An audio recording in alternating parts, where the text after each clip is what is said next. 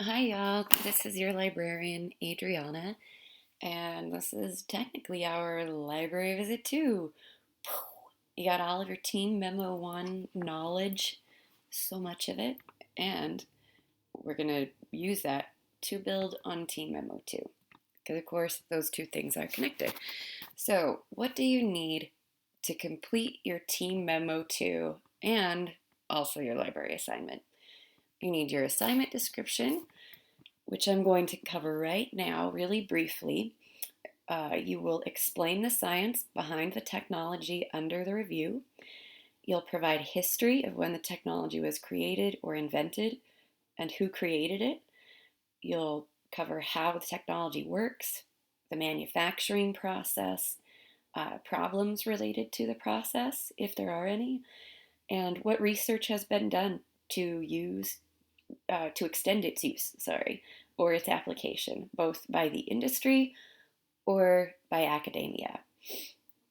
Next, you're going to identify one industry and two corporations that produce the technology that your team has selected to evaluate to determine how sustainable it is.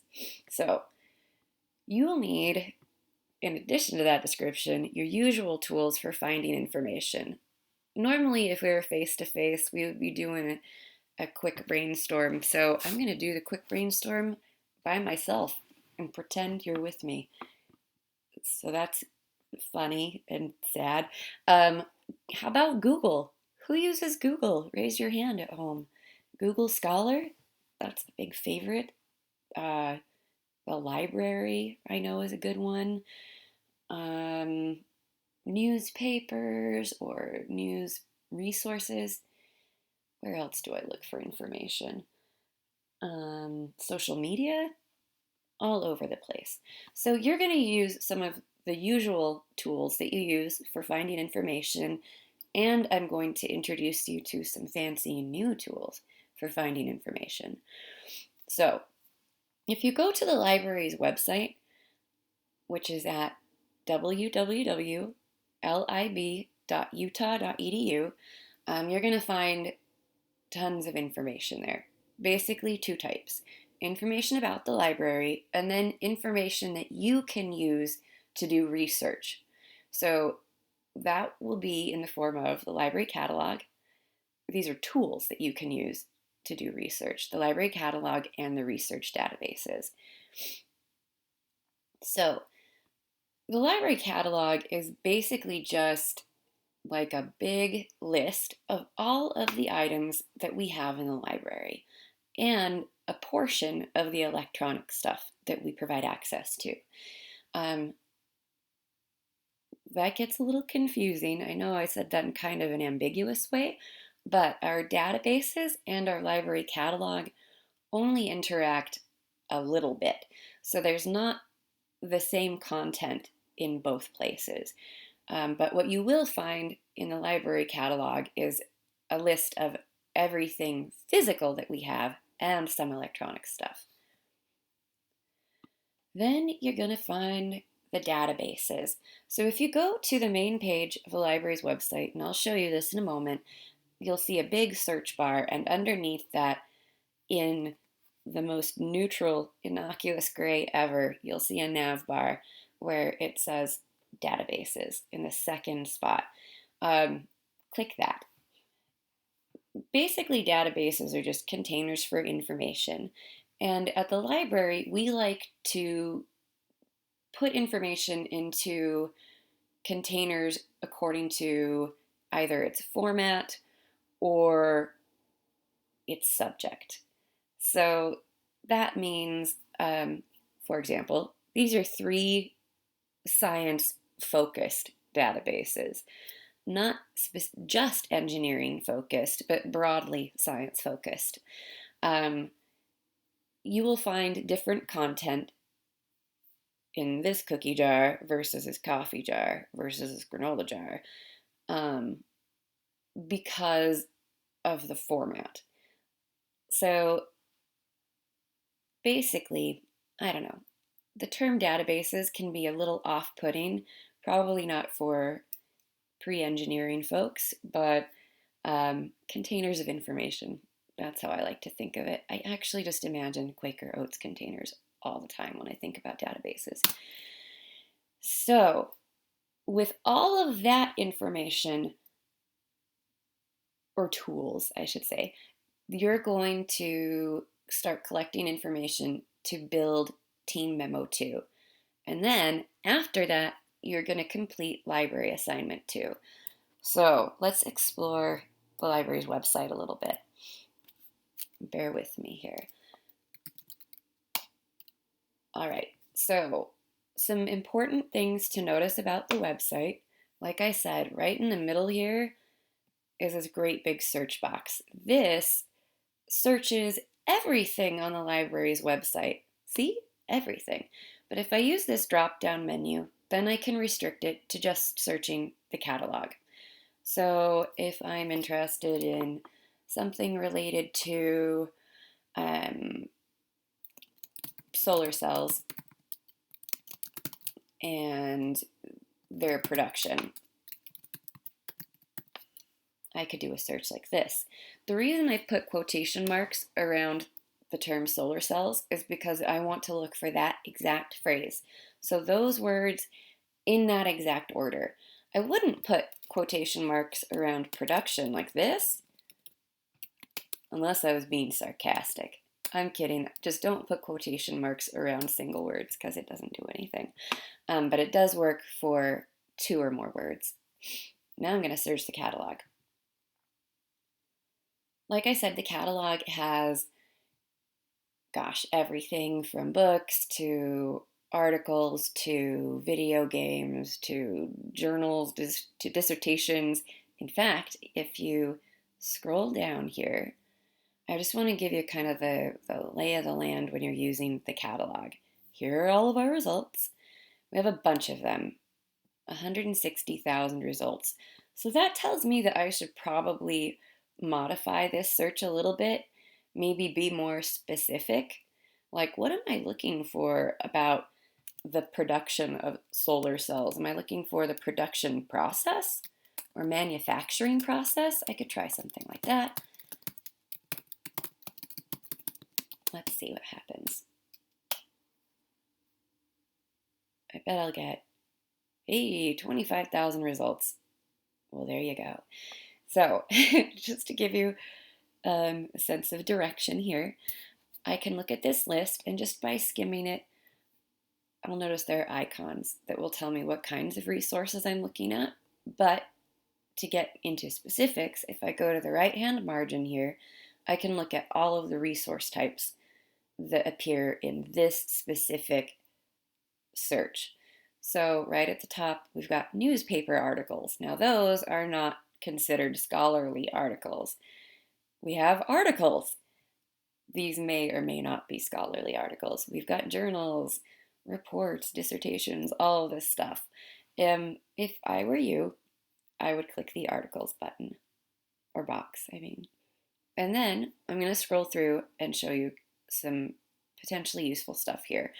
You'll notice here's the title of the article, author info. This is the publication title, so like the name of the journal and when it was published. You got your citation information here, volume, issue, and page numbers, and then a little blurb that shows my keyword in the context. It also tells me full text is available and this one is peer-reviewed, the journal, not the article. But because the article is part of the journal, ta-da, it is peer-reviewed. Anyway, this is pretty cool. But like I said, this only gives you access to a portion of our electronic information. I want to do something. The reason I'm scrolling is because I want to find a book that isn't available in full text. You're going to find many things are available in full text just through the library, and the way to access that, I guess I should have showed you this a little earlier, is under the login button here. You would just go to off-campus access and sign in with your university ID and password. All right, back to this page. So I'm looking for something that is not full text. Why does this happen? It's so scary. Every time I just need an example. I can't find one. We have so many full text articles. Anyway, I'm going to do a different search. I'm going to do a weirder search and a bad one. And we're going to see if we can find anything that isn't available in full text, just because I want you to know what this experience is like. Damn it, we've got full text here galore. Okay, I just know it. If I go to,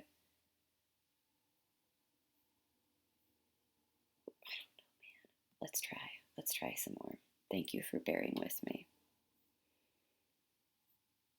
One day, we're going to find a button that says, find it or get it, or something like that. Maybe not today. Holy crap, why do we have so many articles about kittens and pizza? Oh, and sad ones too. All right, well, I'm going to call this search a bust, but you're going to have to believe me that sometimes things don't come up in full text in the library catalog. Now, let's take a look at the databases. So we're back on the main page here. This is that innocuous, gentle gray nav bar. And here is where the databases live, in between collections and other stuff. So there are 3 ways that you can access the databases: by title, so if you have a favorite, because you will someday, by subject, or by type. And we talked about this a little bit earlier with Prezi. This just means, like, say you have an assignment where you're supposed to write a paper only using newspaper articles. Here are all of our newspaper article databases. But generally, your assignments don't go like that. Like for this assignment, you're required to, each of you, supply 2 scholarly articles. So we're going to search for articles by subject. I want you to notice that there's not just a subject for engineering. There's also a section for each of the different engineering disciplines: biomedical, chemical, civil and environmental.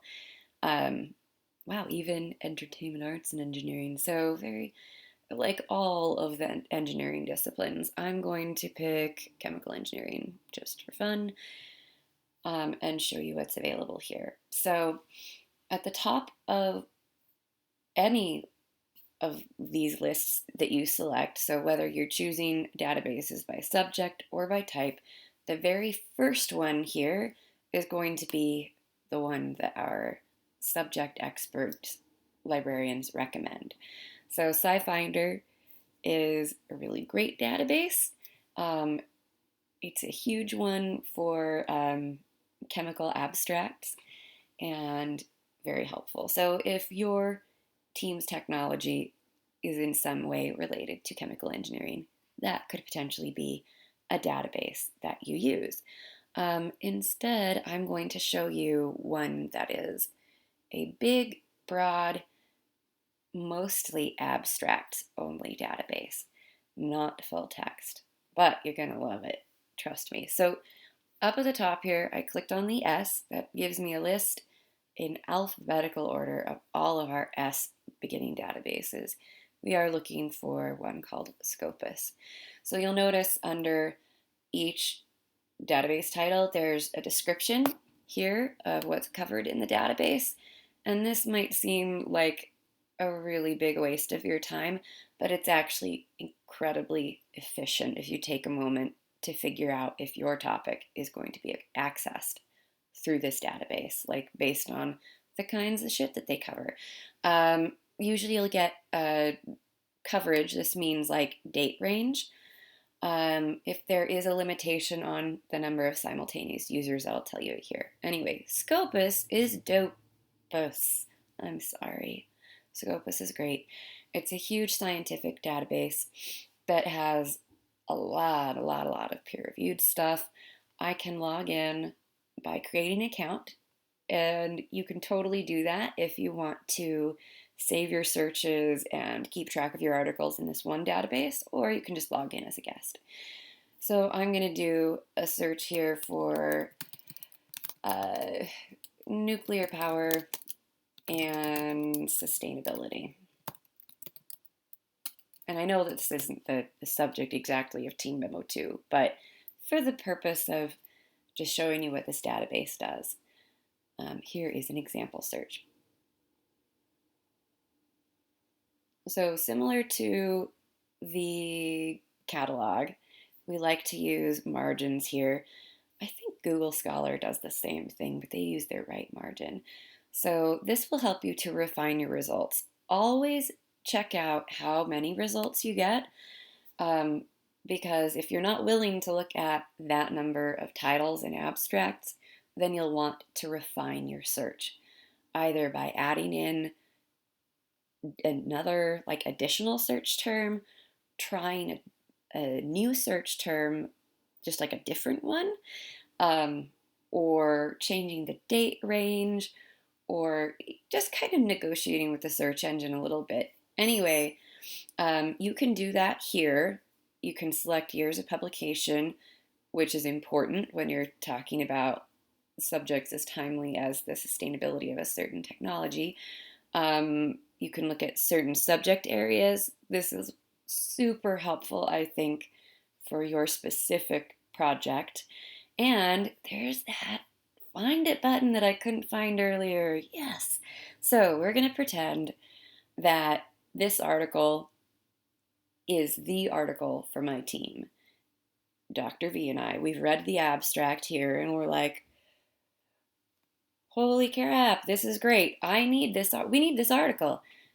But this database will only supply us with the abstract. So that's this concise description that shows our keywords in context, but not the whole article. So what I can do is click this Find It button, and Find It, even though it looks all pixelated and crappy, is a really advanced, amazing service. It searches all of the other databases that we subscribe to, all other 400 plus, to see if that source is available somewhere else, since it's not available in full text in Scopus. And check this out.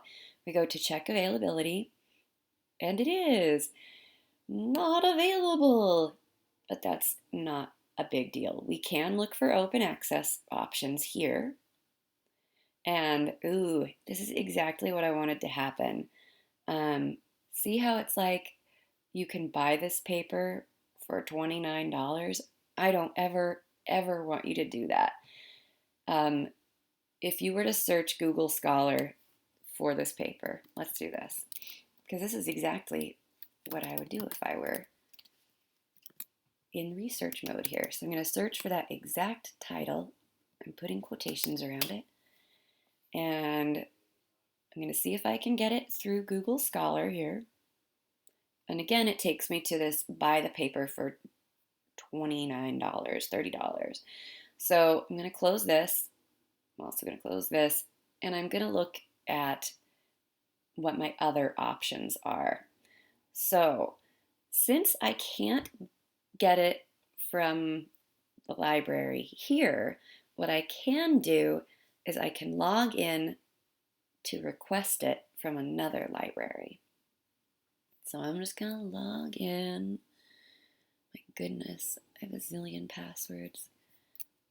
Apologies.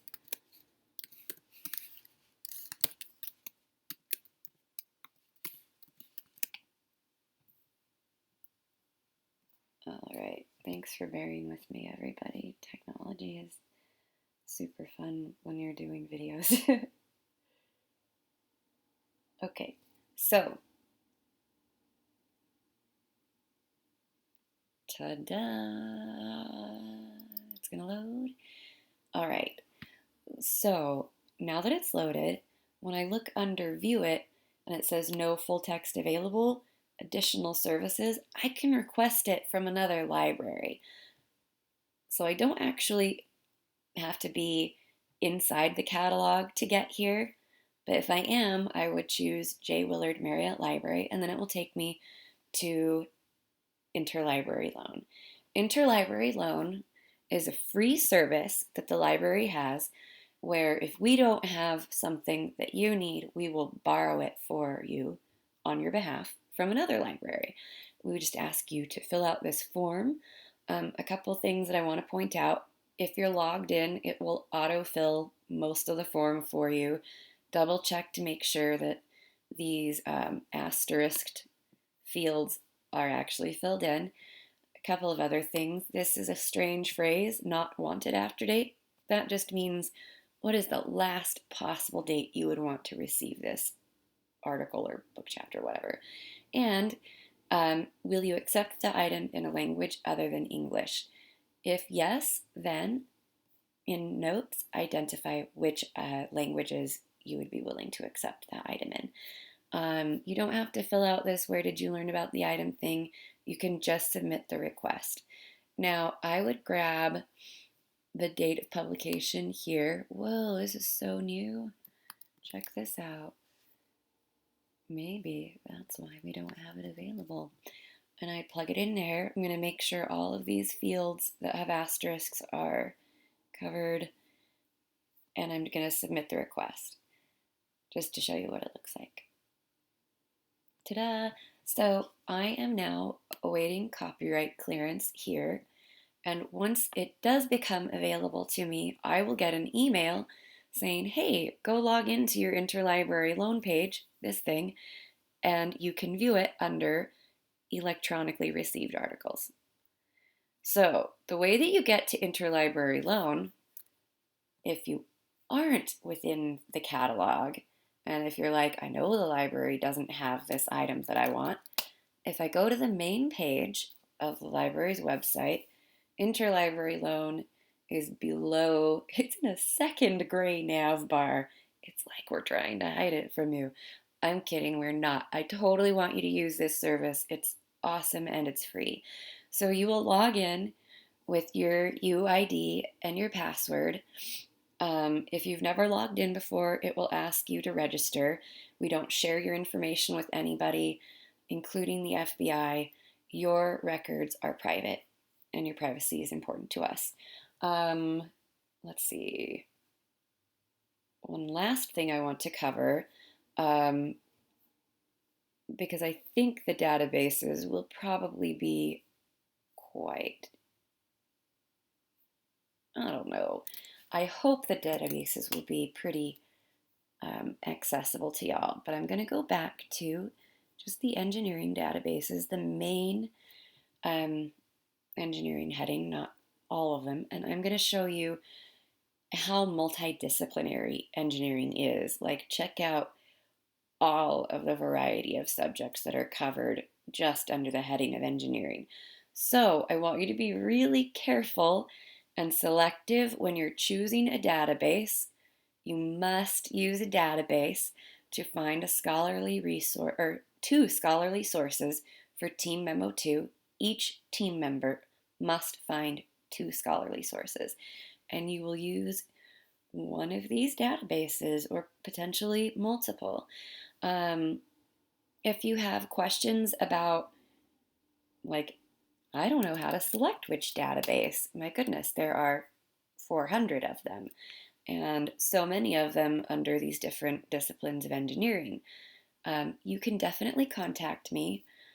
I want you to, right now, open up your email or open up your phone, and I am going to do this just so you've got it. Like, you can even take a picture of this if you have to. I don't know, let's use all the technology we have. Here is my email address, adriana.parker, at utah.edu. And because the librarians are working remotely due to COVID restrictions, this is my phone number, and I would like you to call or text if you have any questions, if you feel stuck, if you feel confused, if you hate the assignment and you want to talk it over with me, but preferably not yell at me. That would be dope. I'm here to help. So, yeah, that's it. Call me, contact me if you need anything, shoot me an email. Look at that. There I am. We can FaceTime. You can find me on Instagram. Oh my gosh, I'm going to show you my Instagram really fast because I even post videos there. And you can find me there as Venus Swindlehurst. Darn it, I'm not going to show you that now. It'll take too long. Anyway, that's my name. Look for me. I just posted a video yesterday on how to check out books during COVID times. Let me know if you need anything. I can't believe I'm ending on an Instagram page. Let's end on this instead. Um, if you have questions about your library assignment, let me know. It's basically the same as the last one. You're going to evaluate one of your scholarly sources that you selected for your team memo according to the CRAP test and submit it to me via Canvas. If you have questions, I'm here for you.